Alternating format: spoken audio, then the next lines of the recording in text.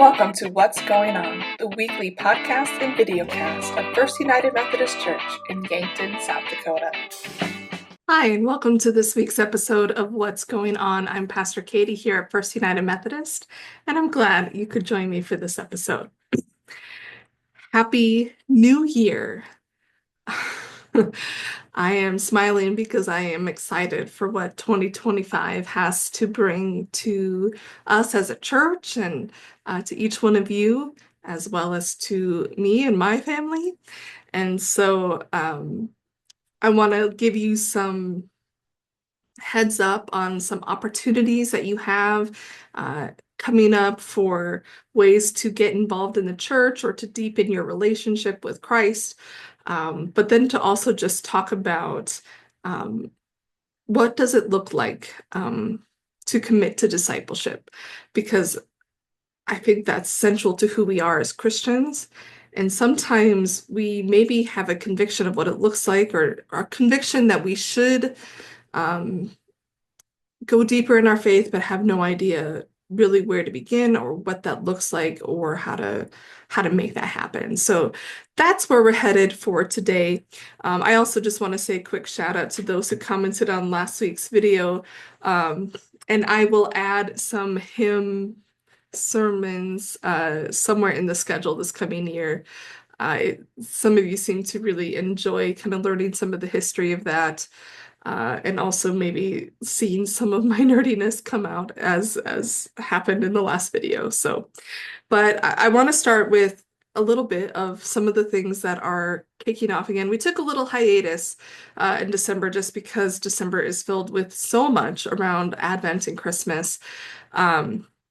So some of our discipleship small groups kind of took a little break, which I've been really grateful for, to create some space in my schedule to attend to some of the other things that have been happening. This coming Sunday, January 5th, we will be celebrating Epiphany. Epiphany is really on January 6th. That's the 12th day of Christmas. If you've ever wondered why we have a song called the 12 Days of Christmas in the church, Christmas is a season. It lasts 12 days from December 25th to January 6th. On Epiphany, we celebrate when the wise men come to visit the Christ child and give the gifts. In our church, we have a tradition now of, in our Epiphany worship, or at least a part of our Epiphany worship, will include the giving of star words, which is a star. I have one on my desk from a previous year. Oh, I have one on my desk from a previous year. This is a word printed on a laminated paper in the shape of a star. Every star has a different word on it. And the idea behind this is that perhaps God would use this as an opportunity to speak to us this year, that something about our word will connect with us somehow throughout the year, or is a way for God to use and guide us. And so we just invite God into the practice of getting star words. Are these magical in any way? No. But I've been really surprised at how star words can become a focal point of meditation, an opportunity for the Spirit to work in our lives, and for a way for us to be present and focused on how God might be at work. So that is happening this Sunday, January 5th. If you are not able to be in worship with us, or not able to be in worship with us this Sunday, we will have these available. If you are someone who watches primarily through our live stream and you would like a star sent to you, please comment either in YouTube in the comments, or you can send me an email or a message with your address, and I will send you your own star word. So that is happening this Sunday along with Holy Communion. I will then be out of the office for a couple of days. I'm heading up to Aberdeen. The bishop is doing her Epiphany gathering. And so I will be doing that for a couple of days. On January 8th, our 6 to 5 programming resumes. And so that all of our kids' stuff will be happening in a week.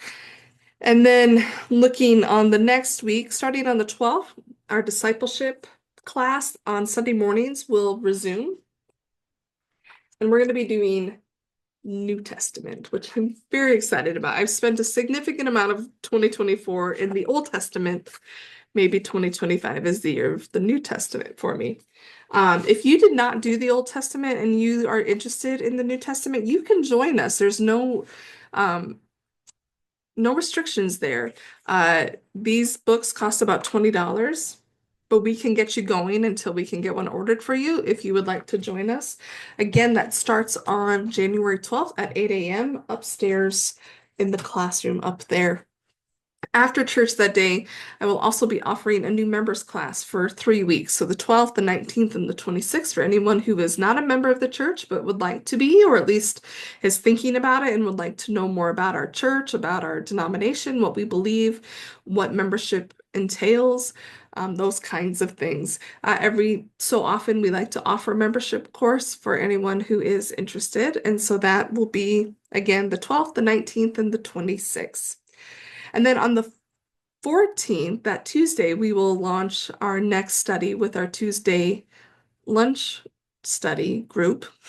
And so we are going to be doing the Difficult Words of Jesus, which is a video series. And it's Amy Jill Levine, who is one of my favorite scholars.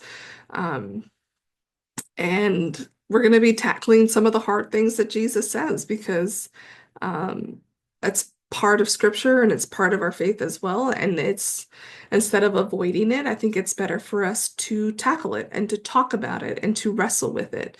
And there's no better way to do that than in a small group. So that is starting on the 14th, because again, I will be gone on the 7th. So we will not be having class that day. And then looking ahead on January 20th, that's when we're going to be doing our pastor book club. Normally that would be on the last Monday of the month, but I will be gone again on the last Monday of the month. And so um, Monday, January 20th will be the pastor book club. This January, we're going to be doing Anne Lamott's Help, Thanks, Wow, the three essential prayers. It's a pretty short read as far as I think books go. And it's one of my favorites. Up until this point, all the Pastor Book Club books have been books that I had not previously read. But I really love coming back to this one periodically. And it felt time again to come back to it, but really talking about our prayer life and she makes really great arguments about um, not overthinking it, and that there's three basic categories of prayer: help, thanks, and wow. And so I always feel like in January, kind of get back to the basics, right? Like, and this felt very appropriate for that. So you can buy this book on a lot of places. It's not a new book, but it still is a very popular book. It's very accessible to get. You can also buy it, I think, on Audible, Kindle version, all of the things. So if you've never read anything by Anne Lamott, I would recommend it. I think she's a phenomenal writer and one of my favorites. So that, and then just again, just looking at January, the 27th through the 29th, I will be out of the office again that time. It will be for the Board of Ordained Ministry, and we will be doing our winter meeting where we are interviewing candidates for commissioning. And so I would invite you, if you are someone who has a regular prayer practice, to include all of those candidates for commissioning and the board as we prepare to do that work. We are so grateful to have so many that are coming before us who are seeking this calling into ministry. And we want to do that work faithfully and surrounded and grounded in prayer. So that's just a little bit of the things that are coming up that you can be a part of, that I want you to be a part of. But as we enter into a new year, I think one of the helpful things, I know that there's the practice of New Year's resolutions, which are usually, I'm going to start a whole new life, right? Like I'm gonna quit all my bad habits. I'm gonna do all the right things, and then, it gets overwhelming, and we usually kind of fall by the wayside before February hits. Um, so one of the things I want to suggest that we do as a practice in the new year is to take some time to prayerfully reflect on who we are, where we are in our life and who we want to be. And in particular, as your pastor, I'm going to suggest that part of that reflection is who am I in Christ? And how am I living that out? How is that reflected in the choices I'm making in my life? And who do I want to be? And where do I want to be with that? And I think that's a really good place to start. One, having an awareness of where you are and an awareness of where you want to be, right? Um, we can do that in many aspects of our lives. And here's my in our career, we might have our 5-month goal or 5-year goal or 10-year plan, those kind of things, which is an assessment of this is where I am, this is where I want to be. Maybe that's in your salary, maybe that's in your position, maybe that's in your career in some way. You can do that with your own personal health, right? You can do that in all kinds of things, but I think you can also do that in your faith life. Because sometimes I think that um, it can get away from us because there is a tyranny of the urgent so often in our lives where we get caught up in all of the urgent things that we lose sight of the really, truly important things. We get caught up in a schedule that tends to all of the immediate things, but then sort of neglects often what our needs are deeper. And so part of what I think is a good practice at New Year's is to reflect on who have I been this year? How have I lived out? What do I believe, maybe? Um, how have I lived that out? How have if you're in a position where you're parenting or raising someone else, how have I modeled that? And then looking forward, okay, what is my hope? What is the ideal? Like this is where I am and this is the ideal, and there's often a gap. I think that's true for pretty much anybody. There's always going to be that gap, right, between where we are and where we hope to be or who we hope to be. Um, I just found out today that President Jimmy Carter passed away, and he was always someone that I felt like was a bit more like further on the path of discipleship and like someone that I could always look to of like this is a person who lives out their faith so authentically and so um, with such integrity and such sincerity and that so clearly his actions were motivated by what he believed and the life of faith that he had, especially in his years post presidency, which is pretty much my entire life. But um, when I found out that he passed away at 100, which is amazing, um, but it reminded me again of that gap of where I am and where I would like to be, and recognizing, part of what I would love is to have the sort of um, conviction and alignment with my faith and my action that he did, or at least seemed to have in his life. And so again, just recognizing, okay, this is where I am and this is what I want to do. Now, I don't know how many of you know this, but I have a graduate certificate. Let me pat myself on the back here. I have a graduate certificate in nonprofit administration for church leaders. It's basically like a mini MBA. The reason I bring that up is not to toot my own horn. I hope you saw the joking nature of that, but to say that there was something I learned in doing that graduate course um, that I want to apply to our New Year's practice. And so in business, and if you're a business person, you probably already know this, but let's say in business, you have an end goal. This is what we need to get to.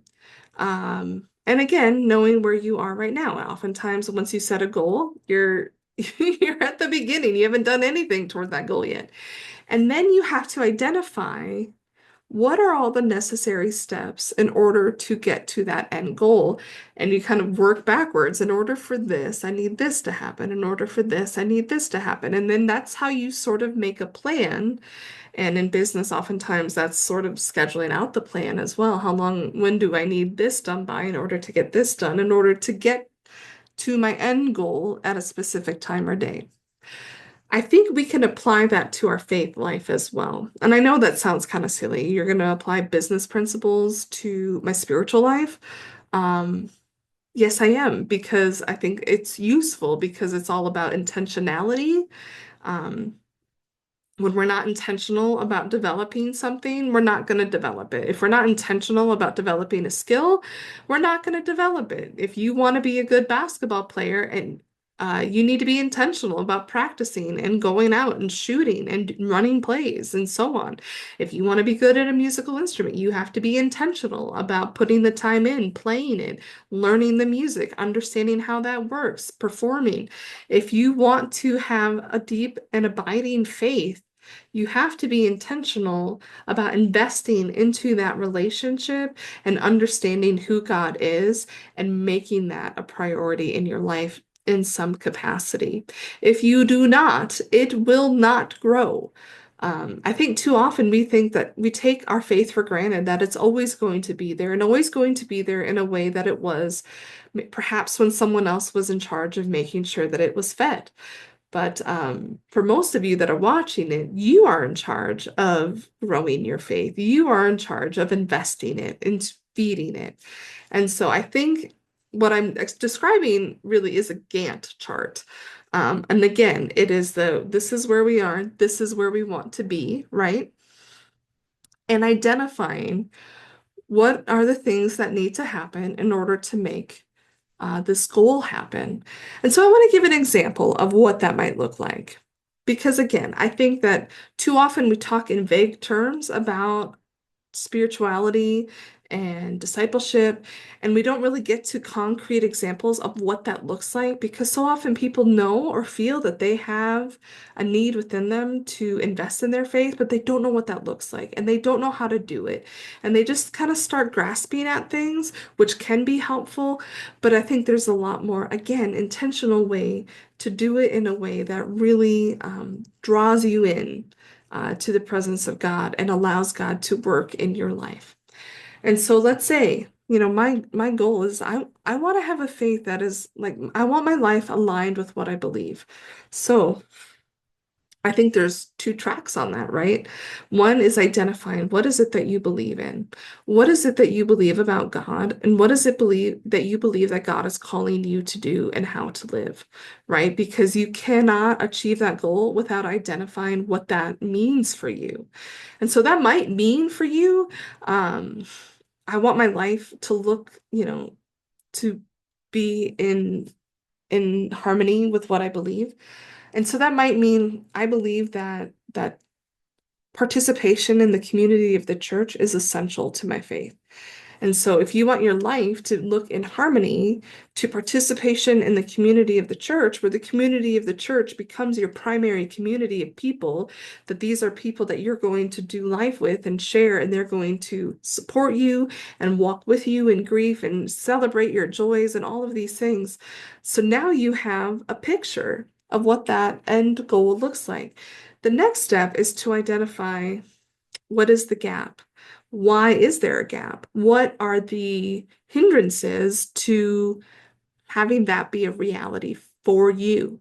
So some of those hindrances might be scheduling. I think for so many, and I talk about it all the time because it's true for so many people that they have a desire for something, but they have set their life up in a way that makes it almost impossible for them to have the thing they desire, right? So they might say, church is really important. My faith is really important. Teaching my kids faith is really important. We just don't have time. I run out of time. It's too difficult to get there. We have too many conflicts. And so time conflicts becomes one of the massive hurdles. So you identify, here's a big reason why the gap exists between the community of faith and where we are right now. And there are some options for what that looks like. So, one option would be to prioritize um, and to clear space in your calendar for opportunities when the church is gathering, to be a part of that, to be present with the community of faith.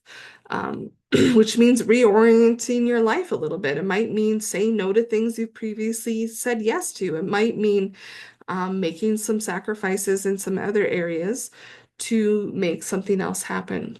The other option would be to how to invite the church community into the thing that you are doing. So it might look a little different, but what might that look like? And to start exploring those things. Well, if I'm going to do that, then I need to do this. If I want to invite the church community into, you know, my kids' sports life, one, maybe I need to identify people in the church community that I already have relationships with and invite them to come and support my children, to be a part of that, to encourage them, to cheer them on, to maybe write notes for them. Perhaps it means that I let the staff at the church know, hey, this is where we are, and we would really love to maybe have like a message from the church to my kids when they go to do these things so that they, even when we're not there, that they are feeling loved and supported by the community.